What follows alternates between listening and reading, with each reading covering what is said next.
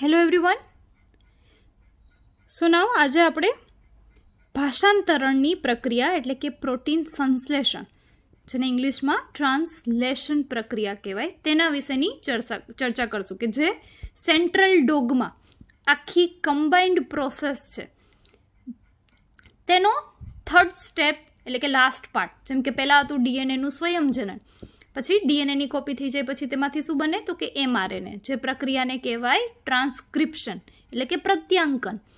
અને એમઆરએનએ બની ગયા પછી બનશે હવે પ્રોટીન, જેને કહેવાય ટ્રાન્સલેશન અથવા તો ભાષાંતરણ. રાઈટ. તો હવે આપણે ભાષાંતરણની પ્રક્રિયા છે તેના વિશેની વાત કરીએ. તો સૌ પ્રથમ પહેલાં તો ઇન્ટ્રોડક્શન જોઈએ. તો ભાષાંતર એવી પ્રક્રિયા છે કે જેમાં એમિનો એસિડના અણુઓ એકબીજા સાથે પેપ્ટાઇડ બંધ દ્વારા જોડાઈને પોલીપેપ્ટાઇડ શૃંખલાનું નિર્માણ કરે છે, એટલે કે પ્રોટીનનું નિર્માણ કરે છે. હવે આ એમિનો એસિડનો ક્રમ છે તે કેવી રીતે નક્કી થાય તો કે તે એમઆરએનએ પર આવેલા નાઇટ્રોજન બેઝના અનુક્રમ પર આધાર રાખે છે. તો તમે જાણો જ છો કે એમઆરએનએ પર જે ન્યુક્લિયોટાઇડની સિક્વન્સ છે નાઇટ્રોજન બેઝની, એની શૃંખલા જે છે તેના જ આધારે એના 3 લેટર કોડ એટલે કે ત્રિઅંકી સંકેત, જે આપણે લાસ્ટ લેક્ચરમાં ભણી ગયા એમિનો એસિડના, રાઈટ, તેના આધારે નક્કી થાય છે કે કયા પ્રકારનો એમિનો એસિડ છે તે એક પછી એક આવશે અને આખી જે લાંબી શૃંખલા છે તે બનશે. પ્રોટીન અણુમાં પ્રત્યેક એમિનો એસિડનું સ્થાન ચોક્કસ હોય છે, એટલે કે નિશ્ચિત હશે, એવું નહીં કે ગમે તે આવી જાય, રાઈટ, એક ફિક્સ હોય. એમ કે એમઆરએનએ પરની શૃંખલા છે તે ફિક્સ છે, તો નક્કી હશે કે આના પછી આ એમિનો એસિડ આવશે, આના પછી આ આવશે, કેમ કે એવા કોડ છે, સંકેતો છે તે એમઆરએનએ પર હોય કે જેના પ્રતિસંકેતો ટીઆરએનએ દ્વારા ઓળખી અને એમિનો એસિડને લઈ આવવામાં આવે. રાઈટ. આમ એમઆરએનએ પર આવેલ 3 ન્યુક્લિયોટાઇડના બનેલા જનીન સંકેતો એમિનો એસિડનું સ્થાન નિર્દેશિત કરે છે. ભાષાંતરની પ્રક્રિયા 3 ચરણ દ્વારા થાય છે, 3 સ્ટેપમાં પ્રોસેસ થાય છે. પહેલું પ્રારંભ એટલે કે શરૂઆત, સેકન્ડ પ્રલંબન એટલે કે ઇલોંગેશન એટલે કે પ્રક્રિયા લાંબી આખી વધવી, બરાબર, એટલે કે આખું પ્રોટીન અણુ બનવું, અને છેલ્લે ત્રીજું હોય સમાપ્તિ, બરાબર, ટર્મિનેશન જેને કહેવાય કે અંત થવો એટલે કે પ્રોટીન બનવાનું સમાપ્ત થવું જ્યાં. હવે આ પ્રક્રિયામાં 3 મુખ્ય ઘટકો ભાગ લે.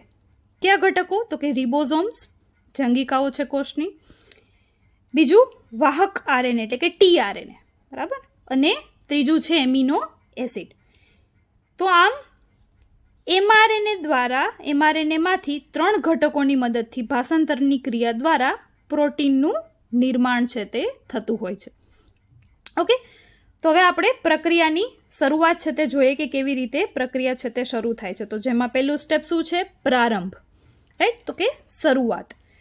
હવે આમાં મેં લેક્ચરમાં તમને એક તો ડિસ્ક્રિપ્શનમાં મેં એનિમેશન લિંક છે તે આપેલી છે, જેથી તમે એનિમેશનની મદદથી આ પ્રોસેસ છે તે વધારે ઇઝીલી સરળતાથી સમજી શકો. સેકન્ડ થિંગ કે આ લેક્ચરમાં આપણે અત્યારે જે પ્રારંભ, પ્રલંબન અને સમાપ્તિ આ 3 સ્ટેપ જોશું ભાષાંતરની પ્રક્રિયાના, એમાં મેં તમને સાથે સાથે એક્સ્ટ્રા પોઈન્ટ્સ બી બતાવેલા છે, એટલે કે તમને કોમ્પિટિટિવ એક્ઝામમાં જે આ ટોપિક છે તે વધારે ડિટેલમાં તેના રિલેટેડ પ્રશ્નો પૂછાતા હોય છે, રાઈટ. તો આપણે તે પણ સાથે જ કવર કરીએ છીએ. એમ કે એકવાર પ્રોસેસ પૂરી થઈ જાય પછી હું તમને ફરી પાછા એક્સ્ટ્રા પોઈન્ટ કહું તો તમે કન્ફ્યુઝ થાવ, રાઈટ. તો તેવું ન થાય તેના માટે આ ટોપિકમાં અત્યારે આપણે સાથે જ ચર્ચા કરીશું. પરંતુ મેં બ્રેકેટમાં એક્સ્ટ્રા એવું લખેલું છે. Extra means what? એક્સ્ટ્રા તમારે ભણવાનું નથી એવું નથી. એક્સ્ટ્રા મીન્સ કે કોમ્પિટિટિવ એક્ઝામ માટે ડિટેલમાં આપણે વાત કરી રહ્યા છીએ, એટલે કે જ્યારે તમને આ થિયોરિટિકલ ક્વેશ્ચન પૂછાય તો તેમાં તે લખવું તમારે જરૂરી છે નહીં. લખો તો વધારે સારું, બટ એમાં જરૂરી નથી, બરાબર. એના તમને કોઈ માર્ક્સ કટ ન થાય જો તમે ન લખો તો. તો આમ એટલે તમને ખ્યાલ આવે કે તમારે થિયરીની એક્ઝામમાં કેટલો પ્રશ્નનો જવાબ લખવો અને ડિટેલિંગમાં એટલે કે કોમ્પિટિટિવ એક્ઝામ માટે કેટલું ડિટેલમાં તૈયાર કરવું. તો રાઈટ, તમારા સ્ટુડન્ટના બેનિફિટ માટે મેં એવી રીતે આ ક્વેશ્ચન છે તે ડિવાઈડ કરીને લખેલો છે કે જેથી તમને સમજવામાં ઇઝી રહે, રાઈટ. કેમ કે ઘણા સ્ટુડન્ટ્સને ડાઉટ હોય છે કે જ્યારે આખો ટોપિક ડિટેલમાં ભણાવી દેવામાં આવે તો ત્યારે તેમને સમજાતું નથી કે થિયોરિટિકલ પ્રશ્ન પૂછાય તો કેટલું લખવું તેમાં કન્ટેન્ટ, રાઈટ. કેમ કે ડિટેલિંગમાં જાય એટલે 6-7 પેજનો ક્વેશ્ચન થાય. તો સ્વાભાવિક છે થિયરીમાં તમે જો એક ક્વેશ્ચન 4 માર્કમાં 7 પેજ લખવા જાઓ તો ટાઈમનું તમારે ઇમ્બેલેન્સ થઈ જાય એક્ઝામમાં. તો કેટલું લખવું તે મેં બતાવેલું જ છે તમને, છતાં ફરી છેલ્લે તમને પાછું શોર્ટમાં કહી દઈશ એકવાર, રાઈટ. તો આપણે પ્રશ્ન છે તે હવે શરૂ કરીએ. પહેલાં તો પહેલો સ્ટેપ છે પ્રારંભ, જેમાં પ્રારંભ એટલે શરૂઆત કેવી રીતે થશે? તો સ્વાભાવિક છે કે એમિનો એસિડનું પહેલાં તો શું થાય? સક્રિયકરણ. એટલે કે કોષરસમાં રહેલા એમિનો એસિડ છે તે પહેલાં તો સક્રિય થશે. કોના દ્વારા? તો કે ટીઆરએનએ દ્વારા, અને તેની સાથે જોડાશે. પછી આ ટીઆરએનએ અને એમિનો એસિડ છે તે ક્યાં આવીને જોડાશે? તો કે તે આવીને જોડાશે એમઆરએનએ સાથે, બરાબર. અને ટીઆરએનએનો પ્રતિસંકેત છે તે જ્યાં પણ એમઆરએનએનો વિરુદ્ધ સંકેત મળશે ત્યાં આવીને જોડાઈ જશે. તો આમ આખી એમિનો એસિડની લાંબી શૃંખલાઓ છે તે બનતી જશે, બરાબર. તો પહેલાં થિયોરિટિકલ પોર્શન સમજી લેવો, પછી એનિમેશન લિંક પણ મેં આપેલી છે ડિસ્ક્રિપ્શનમાં, તો પછી તમે વિડીયો જોશો એટલે તમને વધારે સારી રીતે સમજાશે કે આ બધા કેવી રીતે વર્ક કરે છે. ઓકે, તો વાત કરીએ પહેલાં તો એમિનો એસિડનું સક્રિયકરણ. તો કે 20 પ્રકારના એમિનો એસિડ છે તે પ્રોટીન સંશ્લેષણમાં ભાગ લે છે, જે તમે જાણો જ છો. હવે એમિનો એસિડ છે તે એટીપી સાથે સંયોજન કરીને એમિનો એસાઇલ એમપી ઉત્સેચક કોમ્પ્લેક્સ છે તે, એટલે કે સંકુલ છે તે બનાવે છે, જેને સક્રિય એમિનો એસિડ કહેવાય. તો સક્રિય એમિનો એસિડ થાય કેવી રીતે? તો કે તમને ખ્યાલ છે કે એમાઇનો અસાઇલ ઉત્સેચક છે, એએમપી ઉત્સેચક, બરાબર. આપણે ભણી ગયા છીએ ટીઆરએનએ અને આરઆરએનએ વિશે જ્યારે ડિટેલમાં વાત કરી હતી. તો ટીઆરએનએનો એક લૂપ છે ડીએચયુ. તો એમિનો અસાઇલ ઉત્સેચક છે તે શું કરશે? તો કે એટીપીની મદદથી એમિનો એસિડને શું કરશે? એક્ટિવેટ કરશે, બરાબર. એટલે કે તેને સક્રિય કરશે, એક્ટિવેટ કરશે. તો આજે એમિનો એસિડની સાથે એટીપીનું જોડાવું અને સાથે ઉત્સેચકનું જોડાવું, તો આ ત્રણેયનું જોડાણ છે તેને શું કહેવાય? એમિનો એસાઇલ એટલે કે એએમપી ઉત્સેચક કોમ્પ્લેક્સ. ક્લિયર? કે જેને સક્રિય એમિનો એસિડ પણ કહે છે. હવે આ એમિનો એસિડ એક્ટિવેટ થઈ ગયો, સક્રિય થઈ ગયો, તો હવે તે કોની સાથે જોડાશે? તો આ પ્રક્રિયા એમિનો એસાઇલ ટીઆરએનએ સિન્થેટેઝ નામના વિશિષ્ટ ઉત્સેચકની મદદથી થાય છે, જે દરેક પ્રકારના એમિનો એસિડ માટે કેવા હોય? અલગ અલગ હોય. તો એમિનો એસિડને એક્ટિવેટ કરવાનું, સક્રિય કરવાનું કામ કોણ કરશે? એમિનો એસાઇલ ટીઆરએનએ સિન્થેટેઝ નામનો ઉત્સેચક. ઓકે, અને આવા 20 પ્રકારના એમિનો એસિડ છે, તો દરેક એમિનો એસિડ માટે ઉત્સેચક છે તે કેવા હશે? અલગ અલગ હશે. આ જ છે પણ તેનો પ્રકાર અલગ, એટલે કે જેટલા એમિનો એસિડ તેટલા જ તેને એક્ટિવેટ કરવાવાળા ઉત્સેચકો. ઓકે, તો આમ આપણે આખી પ્રક્રિયા જો જોવી હોય છેલ્લે ફાઇનલી નટશેલ, તો એમિનો એસિડ એટીપી સાથે જોડાય, બરાબર.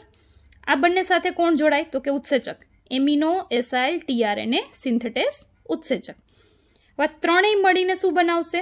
તો કે એમિનો એસાઇલ એએમપી ઉત્સેચક કોમ્પ્લેક્સ, એટલે કે સંકુલ, પ્લસ એટીપી. તો એડિનોસાઇન ટ્રાઇફોસ્ફેટ, ફોસ્ફેટના કેટલા અણુઓ છે? 3. તેમાંથી 2 છે તે છૂટા પડી જશે, એક જ રહેશે. આ 2 શું કામ છૂટા પડ્યા? તો 2 છૂટા ફોસ્ફેટના અણુઓ છૂટા પડે એટલે ઉર્જા છે તે મુક્ત થાય, અને આ ઉર્જા છે તે પ્રક્રિયામાં વપરાઈ જાય. ક્લિયર? એટલા માટે તો આમ amino acid plus ATP plus ઉત્સેચક, આ ત્રણેય મળીને જે સંકુલ બનાવે, એટલે કે કોમ્પ્લેક્સ બનાવે, તેને કહેવાય એમિનો એસાઇલ એમપી ઉત્સેચક સંકુલ. પ્લસ 2 ફોસ્ફેટના અણુઓ છે તે છૂટા પડી જશે. ક્લિયર? તો આમ આવી રીતે એમિનો એસિડનું પહેલાં તો શું થશે? સક્રિયકરણ છે તે થશે. એટલે કે હવે એમિનો એસિડ છે તે સક્રિય થઈ ગયા, એક્ટિવેટ થઈ ગયા. તો હવે શું થાય? એમિનો એસિડનું જોડાણ કોની સાથે થશે? ટીઆરએનએ સાથે, કે જે એને લઈ જશે જ્યાં પ્રોટીન બને છે ત્યાં સુધી, રાઈટ. તો હવે આપણે જોઈએ એમિનો એસિડનું ટીઆરએનએ સાથે જોડાણ. તો ચોક્કસ સક્રિય એમિનો એસિડ તેના ચોક્કસ ટીઆરએનએ દ્વારા ઓળખાય છે, રાઈટ. તો આ ટીઆરએનએ છે તે હવે તેમાં રહેલા કોડને આધારે એમિનો એસિડને ઓળખશે અને તેની સાથે જોડાશે. અને આમ જોડાણ બાદ ઉત્સેચક તથા એએમપી છૂટો પડી જાય છે. એટલે કે જેવું ટીઆરએનએનું અને એમિનો એસિડનું જોડાણ થઈ જશે એટલે જે ઉત્સેચક તેમાં ભાગ ભજવે છે એમિનો એસિડને એક્ટિવેટ કરવા માટે, તે અને એમપી છે તે છૂટા પડી જશે. તો આમ એમિનો અસાઇલ એમપી ઉત્સેચક સંકુલ એટલે કે સક્રિય એમિનો એસિડ કોની સાથે જોડાય? Plus tRNA. અને આ બે જોડાશે એટલે હવે શું બનશે? એમિનો અસાઇલ ટીઆરએનએ સંકુલ પ્લસ એએમપી પ્લસ ઉત્સેચક. એટલે કે એએમપી અને ઉત્સેચક છે તે કેવા થઈ ગયા? છૂટા પડી ગયા. અને ખાલી શું રહ્યું? તો કે સક્રિય એમિનો એસિડ ટીઆરએનએ સાથે જોડાયેલો. ક્લિયર? એએમપી અને ઉત્સેચક છે તે છૂટા પડી ગયા. તો આ પણ ફાઇનલ પ્રક્રિયા છે તે મેં અહીં લખેલી છે. હવે એમિનો એસાઇલ ટીઆરએનએ જે સંકુલ બાકી રહ્યું, એટલે કે સક્રિય એમિનો એસિડ અને ટીઆરએનએ પ્રોટીન સંશ્લેષણ માટે રિબોઝોમ તરફ પ્રયાણ કરે છે. તો હવે ટીઆરએનએ છે તે એમિનો એસિડને લઈ જશે ક્યાં? રિબોઝોમમાં. શું કામે? કેમ કે આ રિબોઝોમ નામની અંગિકામાં જ પ્રોટીનનું સંશ્લેષણ થાય, પ્રોટીનનું નિર્માણ થાય, રાઈટ? એટલે ટીઆરએનએ કોષરસમાંથી આવા સક્રિય એમિનો એસિડને લઈ જશે ક્યાં સુધી? રિબોઝોમ સુધી. ઓકે. ત્યારબાદ ટીઆરએનએ પર રહેલ પ્રતિસંકેતો એમઆરએનએના સંકેતને ઓળખે છે અને સંશ્લેષણનો પ્રારંભ હંમેશા મિથ્યોનિન નામના એમિનો એસિડ વડે થાય છે. તો મેં તમને આ લાસ્ટ લેક્ચરમાં જ્યારે એમિનો એસિડના કોષ્ટક વિશેની વાત કરી હતી ત્યારે જ મેં તમને સમજાવેલું હતું કે સૌ પ્રથમ એમિનો એસિડ હંમેશા આવશે તે કયું હશે? મિથ્યોનિન. રાઈટ? તો એમસીક્યુ માટે ખાસ યાદ રાખજો. અને મિથ્યોનિન માટેનો જનીન સંકેત એમઆરએનએ પર શું હોય? AUG. આ પણ આપણે લાસ્ટ લેક્ચરમાં એટલે કે છેલ્લા લેક્ચરમાં જનીન સંકેતો ભણ્યા એમાં આપણે જોઈ ગયા કે મિથ્યોનિન માટેનો જનીન સંકેત કયો હોય? AUG. ઓકે. અને ક્યાં AUG ક્યાં છે? એમઆરએનએ પર. એટલે ટીઆરએનએમાં શું હશે? એનાથી ઉલટું. ક્લિયર? તો આવી રીતે યાદ રાખવાનું છે. AUG સંકેત ક્યાં હોય? એમઆરએનએ પર હોય. રાઈટ? તો તમને ક્વેશ્ચનમાં એવું પૂછાય કે મિથ્યોનિનનો ટીઆરએનએ પર સંકેત શું હોય? તો AUG થી ઉલટું. બરાબર? એટલે ખાસ ક્વેશ્ચન ટ્વિસ્ટેડ હોય તો સમજવાનું પહેલા કે પૂછવા શું માંગે છે. આમ આદિકોષ કેન્દ્રી કોષમાં ફોર્માઇલ મિથ્યોનિન એસાઇલ ટીઆરએનએ તેના એમિનો એસિડ સાથે જોડાય છે અને આ રીતે પ્રોટીન સંશ્લેષણની પ્રક્રિયાનો પ્રારંભ થાય છે. તો મિથ્યોનિન, ફોર્માઇલ મિથ્યોનિન, મિથ્યોનિન સાથે ફોર્માઇલ ગ્રુપ છે તે જોડાયેલું હોય. તો સૌ પ્રથમ કોણ જોડાશે? મિથ્યોનિન. કોની સાથે? એસાઇલ ટીઆરએનએ સાથે જોડાશે અને પ્રોટીન સંશ્લેષણની પ્રક્રિયાની શરૂઆત થશે. તો અહીં સુધીનું પ્રારંભમાં તમારે થિયોરીનો ક્વેશ્ચન પૂછાય તો લખવાનું રહેશે. ક્લિયર? તો પહેલાં આપણે એમાં શું જોયું પ્રારંભમાં? તો કે પહેલાં તો એમિનો એસિડનું સક્રિયકરણ થશે કોષરસમાં. આ એમિનો એસિડ સક્રિય થઈ જાય એટલે હવે તે જોડાશે ટીઆરએનએ સાથે. જેવો તે ટીઆરએનએ સાથે જોડાઈ જાય એટલે તેને સક્રિય કરવાવાળું ઉત્સેચક અને ઉર્જા આપવાવાળું AMP દૂર થઈ જશે. ક્લિયર? ત્યારબાદ હવે આ ટીઆરએનએ એમિનો એસિડને લઈને ક્યાં જશે? રિબોઝોમ સુધી. પછી ત્યાં શું થશે? તો કે સૌ પ્રથમ એમિનો એસિડ કયો હશે? મિથ્યોનિન. તો આ મિથ્યોનિન માટેનો જનીન સંકેત એમઆરએનએ પર હશે AUG અને ટીઆરએનએ પર તેનો પ્રતિસંકેત હશે UAC. રાઈટ? તો આવી રીતે સૌ પ્રથમ ફોર્માઇલ મિથ્યોનિન એસાઇલ ટીઆરએનએ તેના એમિનો એસિડ સાથે જોડાય અને પ્રોટીન સંશ્લેષણની શરૂઆત કરશે. ક્લિયર? આટલું તમારે થિયોરિટિકલ ક્વેશ્ચનમાં લખવાનું છે. પરંતુ હજી આમાં ડિટેલિંગ પાર્ટ આપણે જોઈએ પ્રારંભમાં જ. તો MCQ માટે ખાસ ઇમ્પોર્ટન્ટ. તો કે આ ચરણમાં રિબોઝોમના ઉપેકમો એટલે બેક્ટેરિયાની આદિકોષ કેન્દ્રી કોષમાં વાત કરીએ તો તેના ઉપેકમો ક્યાં ક્યાં હતા? તો કે ટોટલ 70S પ્રકારનો રિબોઝોમ હોય, જેના 2 ઉપેકમો નાના અને મોટાની વાત કરીએ તો તેના ડિવિઝન કેવી રીતે થાય? ભાગ કેવી રીતે પડે? 30S અને 50S. પ્લસ GTP ઉર્જાનો સ્ત્રોત, guanosine triphosphate, plus magnesium ion, plus સક્રિય ટીઆરએનએ, પ્લસ એમઆરએનએ અને કેટલાક પ્રારંભિક કારકોની જરૂર પડે છે. તો પ્રારંભમાં આ બધા જ છે તે ઉપયોગમાં લેવાય છે. બરાબર? આદિકોષ કેન્દ્રમાં એટલે કે આદિકોષ કેન્દ્રી સજીવોમાં 3 પ્રારંભિક કારકો હાજર હોય છે. ક્યાં ક્યાં? IF1, IF2 અને IF3. IF મતલબ ઇનિશિએશન ફેક્ટર એટલે કે પ્રારંભિક કારક, જેનું ઇંગ્લિશમાં નામ છે IF1, IF2 અને IF3. તો MCQ માટે પૂછાઈ શકે આદિકોષ કેન્દ્રી કોષમાં કેટલા પ્રકારના પ્રારંભિક કારકો હાજર હોય? તો 3. આ કારકો મતલબ શું છે? તો કે તે એક પ્રકારના વિશિષ્ટ પ્રોટીન જ છે, પ્રોટીનના બનેલા જ છે. બરાબર? કે જે પ્રારંભની પ્રક્રિયામાં ભાગ ભજવે છે. શેમાં? આદિકોષ કેન્દ્રી કોષમાં. ઓકે.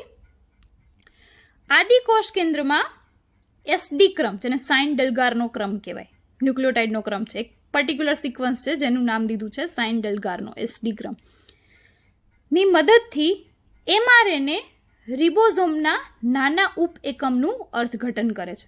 એટલે હવે રિબોઝોમ ક્યાં જોડાશે? એમઆરએનએ સાથે જોડાય ને. તો એમઆરએનએ કેવી રીતે ઓળખશે? તો રિબોઝોમના નાના ઉપેકમનું એમઆરએનએ પર સિક્વન્સ હશે, SD ક્રમ, SD સિક્વન્સ હશે ન્યુક્લિયોટાઇડની. તેને ઓળખી અને રિબોઝોમના નાના ઉપેકમ સાથે જોડાશે.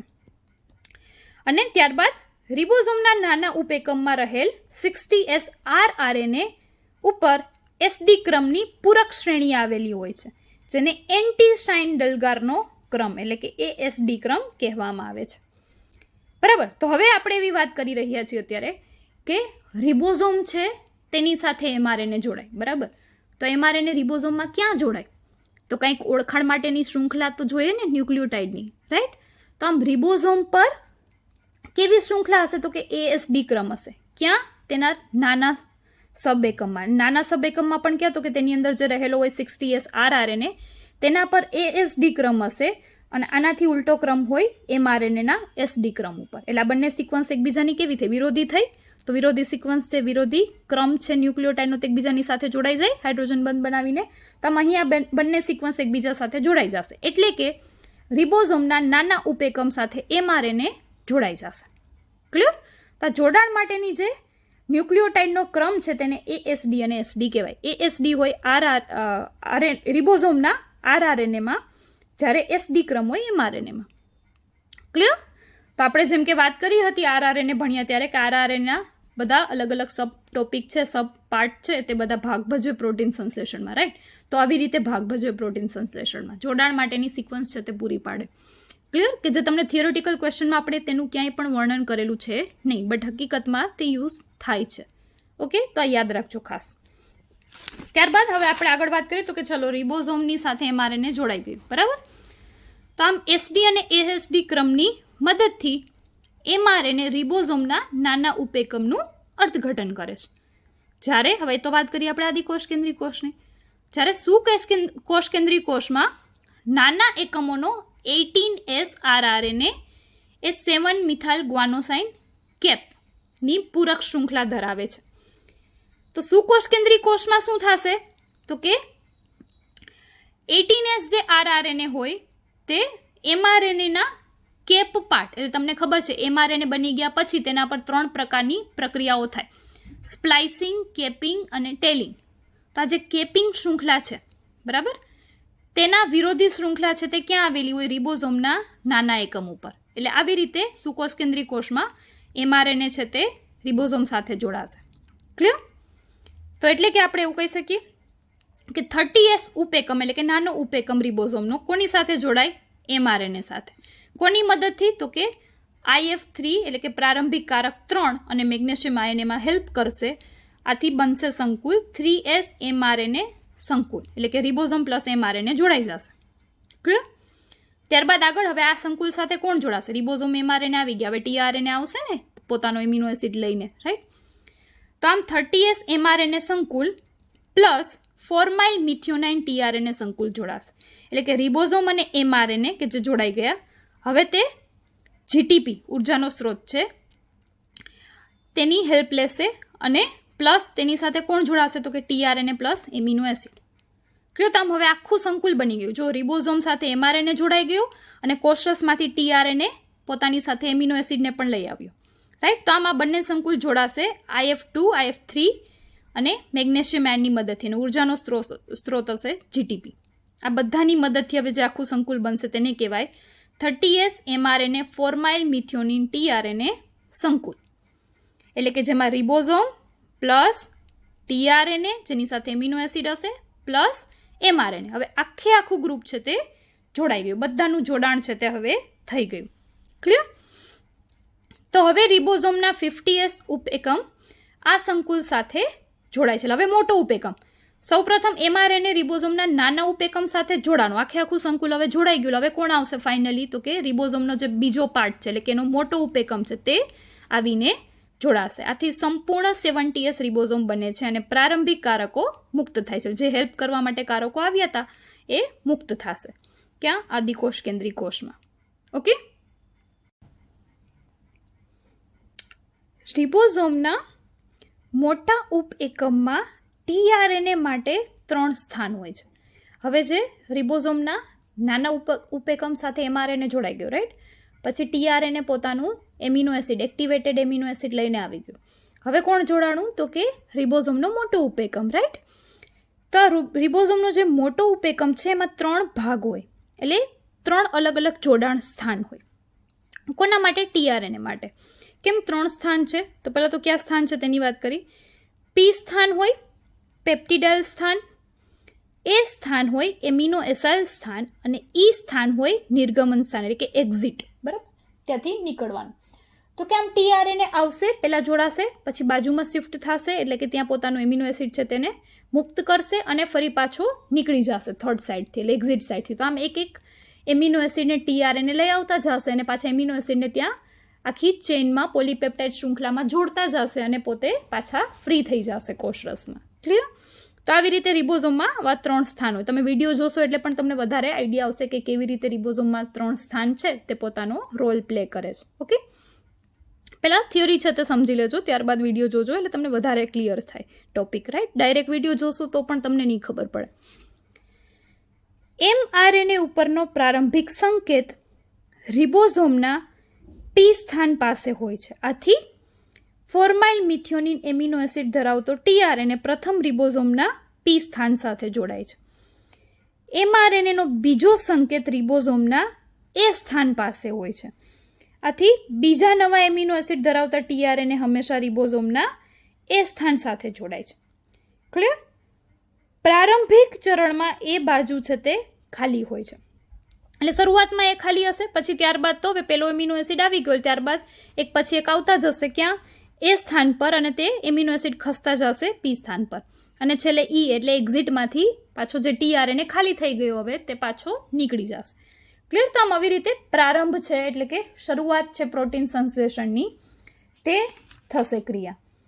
સેકન્ડ અહીં સુધીનું એક્સ્ટ્રા જે છે તે આપણે કવર કર્યું. તો આ તમારે કોઈ પણ વસ્તુ છે તે તમારે થિયરીમાં લખવાની નથી. રાઈટ? તમારી અન્ડરસ્ટેન્ડિંગ માટે કે એકચ્યુઅલમાં પ્રોસેસ કેવી રીતે થાય, અને સેકન્ડરી થિંગ ડિટેલિંગ તમને ક્વેશ્ચન પૂછાય કોમ્પિટિટિવ એક્ઝામમાં, તો તેના માટે છે. રાઈટ? સેકન્ડ પોઈન્ટ છે પ્રક્રિયાનો બીજો ભાગ, પ્રલંબન. પ્રારંભ થઈ ગયો એટલે હવે આગળ વધશે પ્રક્રિયા.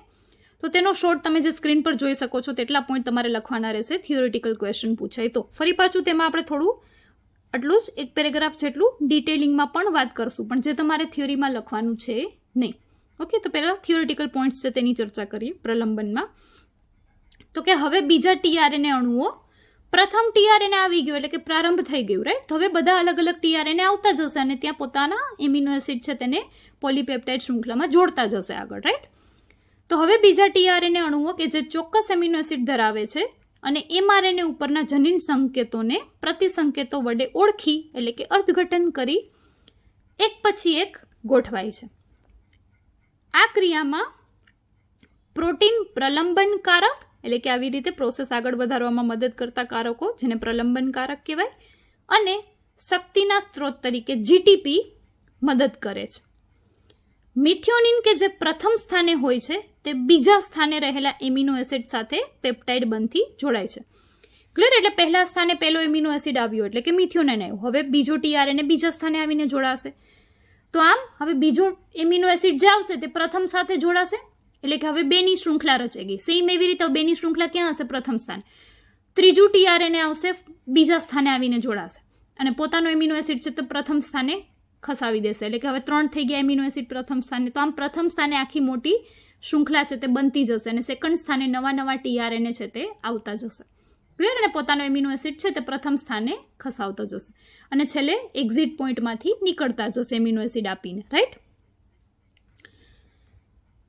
હવે tRNA એ લાવેલ ફોર્માઇલ મિથિયોનિન છૂટો પડે છે. આ રીતે ડાયપેપ્ટાઇડ રચાય છે. ડાયપેપ્ટાઇડ 2 પ્રલંબન થયું ને, પહેલો આવી ગયો મિથિયોનિન, એ પ્રારંભમાં આપણે જોયું. હવે પ્રલંબનમાં બીજો એમિનો એસિડ આવશે તો બીજા એમિનો એસિડ લઈ આવનાર tRNA ક્યાં જોડાશે? દ્વિતીય સ્થાને, અને પોતાના એમિનો એસિડને પ્રથમ સ્થાને રહેલા મિથિયોનિન સાથે જોડી દેશે એટલે ડાયપેપ્ટાઇડ રચાણા. હવે રિબોઝોમ mRNA સાથે 3 પ્રાઇમની દિશામાં એક સંકેત અંતર ખસે છે એટલે હવે રિબોઝોમ થોડો ખસશે. રાઈટ? એટલે પરિણામે mRNA પરના સંકેતો છે તે ફરી પાછું આગળ ઓળખવાનું ચાલુ થશે. પરિણામે મિથિયોનિનના સ્થાનાંતર માટે જવાબદાર tRNA રિબોઝોમની સપાટી પરથી સ્થાનાંતરિત થઈ છૂટો થઈ જાય છે. ડાયપેપ્ટાઇડ્સ ધરાવતો tRNA ખાલી જગ્યાએ સ્થાન લે છે. આ રીતે tRNA અણુઓ એક પછી એક તેમના એમિનો એસિડ લાવીને ગોઠવાય છે, પેપ્ટાઇડ બંધ રચાય છે અને પોલીપેપ્ટાઇડ શૃંખલા લાંબી થતી જાય છે. આ તબક્કાને કહેવાય પ્રલંબન તબક્કો. ક્લિયર? તો હવે આપણે એના થોડા એક્સ્ટ્રા પોઈન્ટની વાત કરીએ. તો પેપ્ટાઇડ બંધ બનાવવાની પ્રક્રિયાને પેપ્ટિડાઇલ ટ્રાન્સફરેઝ નામનો ઉત્સેચક છે તે વધારે છે, વેગ વધારે છે પ્રક્રિયાનો. બરાબર? ઉત્સેચકનું નામ શું છે? પેપ્ટિડાઇલ ટ્રાન્સફરેઝ. હવે આ બંધ બનવાની પ્રક્રિયામાં 23S rRNA પણ મદદરૂપ થાય છે અને આ rRNA ઉત્સેચક તરીકે કાર્ય કરે છે. આથી તેને રિબોઝાઇમ પણ કહેવાય, ઉત્સેચક. બરાબર? છે RRNA હકીકતમાં, પણ તે કામ ઉત્સેચકનું કરે છે, તેથી તેનું બીજું નામ દેવામાં આવ્યું છે રિબોઝાઇમ. તો MCQમાં પૂછાઈ શકે કે નીચેનામાંથી કયા RRNA રિબોઝાઇમ તરીકે ઓળખાય છે? તો 23S RRNA. ઓકે, અથવા તો તમને એવું પૂછાય કે 23S RRNA બીજા કયા નામથી ઓળખાય છે? તો રિબોઝાઇમ. ક્લિયર? એટલે આવી રીતે તમને MCQ છે તે વધારે ડિફિકલ્ટ પૂછાઈ શકે. હવે રિબોઝોમના સ્થળાંતર પ્રક્રિયામાં, એટલે કે રિબોઝોમ થોડો આગળ ખસશે ને mRNA પર ધીમે ધીમે, એમ નવા નવા tRNA પ્રોટીન શૃંખલા બનાવતા જશે. તો આમ રિબોઝોમના સ્થળાંતરની પ્રક્રિયામાં ટ્રાન્સલોકેઝ ઉત્સેચક મદદ કરે છે. રિબોઝોમને ખસવા માટે પણ કોઈ મદદ કરવી પડશે, તો તે ઉત્સેચક હશે ટ્રાન્સલોકેઝ. અને શક્તિ છે તે કોણ પૂરી પાડશે, એટલે કે ઉર્જા કોણ પૂરી પાડશે? GTP. આ પ્રલંબન પ્રક્રિયામાં કેટલાક પ્રોટીન કારકો પણ મદદરૂપ થાય છે, જેને પ્રલંબન કારકો તરીકે ઓળખવામાં આવે છે. આદિકોષ કેન્દ્રીમાં 3 પ્રલંબન કારકો હાજર હોય છે, જે છે EF-TU, એટલે કે ઇલોંગેશન ફેક્ટર. પ્રલંબન કારકો, તેનું ઇંગ્લિશ છે ઇલોંગેશન ફેક્ટર, જેને શોર્ટમાં લખવામાં આવે EF. તો પ્રલંબન કારક TU, પ્રલંબન કારક TS અને પ્રલંબન કારક G. આવા 3 પ્રલંબન કારકો હોય છે કે આ પ્રલંબનની પ્રક્રિયામાં હેલ્પ કરે છે. આ સિવાય ઉત્સેચકો પણ છે કે જે હેલ્પ કરે છે રિબોઝોમને ખસવા માટે, પછી પેપ્ટાઇડ બંધ બનાવવા માટે.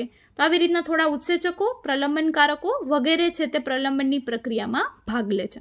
જે એક્સ્ટ્રા પોઈન્ટ છે, કારકો ભાગ લે છે એવું આપણે જોયું ફર્સ્ટ પોઈન્ટમાં થિયોરિટિકલ, પણ કયા કારકો તે તમારે થિયોરીમાં બતાવવાની જરૂર નથી, પરંતુ એક્સ્ટ્રા પોઈન્ટમાં યાદ રાખવાનું રહેશે. ઓકે, તો અહીંથી બ્રેકેટમાં મેં બતાવેલું છે, એક્સ્ટ્રા છે પ્રલંબન માટેની ક્રિયા. રાઈટ? હવે આકૃતિ જોઈએ તો ફોર એક્ઝામ્પલ આ mRNA છે. ક્લિયર? રેડ કલરનું રિબોઝોમ છે. તો આ એક નાનો ઉપેકમ છે કે જેની સાથે mRNA જોડાય, ઉપરનો મોટો ઉપેકમ છે. ક્લિયર? તો ત્રિઅંકી સંકેત ઓળખશે tRNA. ફોર એક્ઝામ્પલ આ ગ્રીન કલરના છે તે શું છે? tRNA છે. તો તેમાં પ્રતિસંકેતો હશે 3 અને તેના આધારે તેની પાસે શું હશે? એમિનો એસિડ હશે. અને આ રિબોઝોમ છે. તો હવે રિબોઝોમમાં 3 સાઇટ હોય, 3 ભાગ હોય. તો અહીં એન્ટર થશે, પ્રથમ ભાગે આવશે ફર્સ્ટ એમિનો એસિડ સાથે tRNA, એટલે કે tRNA એમિનો એસિડ સંકુલ આવશે. જો અહીં આપણે tRNA સાથે પિંક કલરનો એમિનો એસિડ દર્શાવેલો છે. અહીંથી એન્ટર કરશે 3' થી અહીંયા. ત્યારબાદ શું થશે પ્રક્રિયા? તો કે પ્રથમ સ્થાને tRNA જોડાશે, દ્વિતીય સ્થાને પછી બીજો એમિનો એસિડ આવશે, આખી શૃંખલા છે તે ખસી જશે અને મુક્ત થયેલો tRNA પાછો અહીંથી મુક્ત થઈ જશે. તો આમ નવા એમિનો એસિડ આવતા જશે, તે શૃંખલામાં ડાયપેપ્ટાઇડ બંધ સાથે જોડાઈ જશે અને મુક્ત થતો tRNA તે પાછો નીકળતો જશે રિબોઝોમમાંથી. ક્લિયર? તો આવી રીતની કંઈક પ્રક્રિયા છે પ્રોટીન સંશ્લેષણની થતી રહે અને લાંબી પોલીપેપ્ટાઇડ શૃંખલા છે તે બનતી જશે. લાસ્ટ પોઈન્ટ છે, આ પ્રક્રિયા સ્ટોપ ક્યારે થાય, બંધ ક્યારે થાય? તો જેને કહેવાય સમાપ્તિ. તો રિબોઝોમના mRNA ઉપર સ્થળાંતરણ દરમિયાન જ્યારે કોઈ અર્થહીન સંકેતો, અર્થહીન જનીન સંકેત જેવા કે UAA, UAG અને UGA રિબોઝોમના એ સ્થાને આવે છે, ત્યારે પોલીપેપ્ટાઇડ શૃંખલાની સમાપ્તિ થાય છે. તો આ સમાપ્તિની પ્રક્રિયા તમને કાલના લેક્ચરથી જ ખબર છે. આપણે એમિનો એસિડ માટેના જનીન સંકેતોની જ્યારે ચર્ચા કરી તો ત્યારે આપણે વાત કરી કે આ અમુક સંકેતો હોય અર્થહીન સંકેતો હોય, એટલે કે સ્ટોપ સંકેતો હોય કે તે કોઈ પણ પ્રકારના એમિનો એસિડનું પ્રત્યાંકન કરતા નથી. એટલે કે આવા સંકેતો જ્યારે રિબોઝોમ ઉપર આવશે ત્યારે એનો શું મતલબ કે કોઈ tRNA છે તેને ઓળખી નહીં શકે, એટલે કોઈ નવો એમિનો એસિડ હવે આવશે નહીં. તો હવે નવો એમિનો એસિડ નહીં આવે તો એનો મતલબ પ્રોટીન બનવાની પ્રક્રિયા ત્યાં શું થઈ જશે? સ્ટોપ થઈ જશે, સમાપ્ત થઈ જશે. રાઈટ? મુક્ત પામેલ પોલીપેપ્ટાઇડ શૃંખલાના પ્રથમ એમિનો એસિડ એટલે કે ફોર્માઇલ મિથિયોનિનનું ફોર્માઇલ જૂથ દૂર થાય છે. એટલે આખું પ્રોટીન બની ગયું. જેમ આપણે mRNA બની ગયા પછી mRNA ને એક્ટિવેટ કરવા માટેની 3 પ્રોસેસ હતી, બરાબર? સ્પ્લાઇસિંગ, કેપિંગ અને ટેલિંગ. પછી છે તે ફાઇનલી એક્ટિવ બને mRNA. સેમ અહીંયા પણ પ્રોટીન બની તો ગયું, પરંતુ તે પ્રોટીન એક્ટિવ નથી. તો તેને એક્ટિવ કરવા માટે શું થશે? તો કે તેમાં જે પ્રથમ એમિનો એસિડ હતો મિથિયોનિન, તેનું ફોર્માઇલ ગ્રુપ, ફોર્માઇલ જૂથ જે જોડાયેલું હશે તે દૂર થાય છે. અને કેટલીક વખત તો મિથિયોનિન પણ મુક્ત થાય છે. તે પછી જ પોલીપેપ્ટાઇડ તેનું કાર્ય કરવા માટે તૈયાર થાય છે. ક્લિયર? તો આમ આવું ચેન્જીસ આવશે પ્રોટીન બન્યા પછી. કાં તો મિથિયોનિનનો ફોર્માઇલ જૂથ દૂર થશે અથવા તો મિથિયોનિન પોતે જ દૂર થઈ જશે. ત્યારે એ પ્રોટીન છે તે કાર્ય કરવા સમર્થ બનશે. તો આટલા પોઈન્ટ તમારે 2 પોઈન્ટ છે તે જસ્ટ શોર્ટમાં સમાપ્તિમાં લખવાના રહેશે. રાઈટ. આમાં ત્રણેય પ્રક્રિયામાં સૌથી મોટી પ્રારંભની જ છે, એટલે શરૂઆતની જ છે. પ્રલંબનમાં તો પ્રક્રિયા આગળ વધે છે તેવું તમારે શોર્ટમાં બતાવવાનું છે, અને સમાપ્તિમાં એક જ પોઈન્ટ મેઇન યાદ રાખવાનું રહેશે કે જ્યાં અર્થહીન સંકેતો આવે ત્યાંથી આ પ્રક્રિયા સ્ટોપ થાય. રાઈટ. તો આમાં આપણે એક્સ્ટ્રા પોઈન્ટની વાત કરીએ તો છેલ્લા ટીઆરએનએ અને પોલીપેપ્ટાઇડ શૃંખલા વચ્ચેનો બંધ કોણ તોડશે? તો કે 3 રિલીઝિંગ કારકો હોય, રિલીઝિંગ ફેક્ટર 1, 2 અને 3, અને જે જીટીપી એટલે કે ઉર્જાની મદદથી તૂટશે. એટલે હવે છેલ્લું ટીઆરએનએ જે મુક્ત થશે તો તેને મુક્ત કરવા માટે પણ કંઈક જોશે, ઉર્જા તો જોશે જ, પણ તેની સાથે કોઈ કારકો પણ જોશે, તો તેને કહેવાય રિલીઝિંગ કારકો. બરાબર, એટલે કે રિલીઝિંગ ફેક્ટર. તો RF1, RF2 અને RF3. તો આમ સમાપ્તિ એટલે કે પ્રોટીન સંશ્લેષણની પ્રક્રિયા અહીં સમાપ્ત થાય છે. ક્લિયર? તો અહીં સુધીની પ્રક્રિયાઓ આપણે જો હવે તમે વિડીયો દ્વારા પણ આ બધી જ વસ્તુ છે તે ડિટેલમાં ખૂબ જ આસાનીથી સમજી શકશો કે આ કેવી રીતે પ્રોટીન સંશ્લેષણની પ્રક્રિયા છે તે mRNA દ્વારા થાય છે. અને આમાં કેટલા મુખ્ય અણુઓ ભાગ લે છે? તો કે tRNA, એમિનો એસિડ, ત્યારબાદ rRNA અને રિબોઝોમના બંને ઉપેકમો, અને સાથે તેની mRNA. આ બધા જ એકી સાથે મળીને પ્રોટીન બનાવશે. એટલા માટે જ આપણે પ્રોટીન સંશ્લેષણની પ્રક્રિયા સમજતા પહેલાં ડિસ્કસ કર્યું શું? તો કે આ બધા તત્વોના અલગ અલગથી ટોપિક, એટલે કે rRNA આપણે ડિટેલમાં જોયું, tRNA સમજ્યા, mRNA સમજ્યા, અને એમિનો એસિડના પ્રકારો અને તેના જનીન સંકેતો સમજ્યા. રાઈટ. ત્યારબાદ જ આ પ્રોસેસ છે તે સમજાય.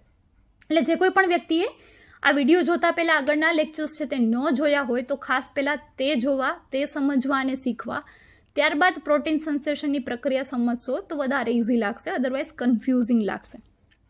ઓકે. તો અહીંયા આપણે આ લેક્ચર છે તે પૂરો કરીએ છીએ. નેક્સ્ટ લેક્ચરમાં આપણે થોડા એક્સ્ટ્રા પોઈન્ટની સાથે આગળ છે તે ટોપિકમાં ચર્ચા કરીશું. પણ પ્રોટીન સંશ્લેષણનો મેઇન ટોપિક છે જે અહીં પૂરો થાય છે.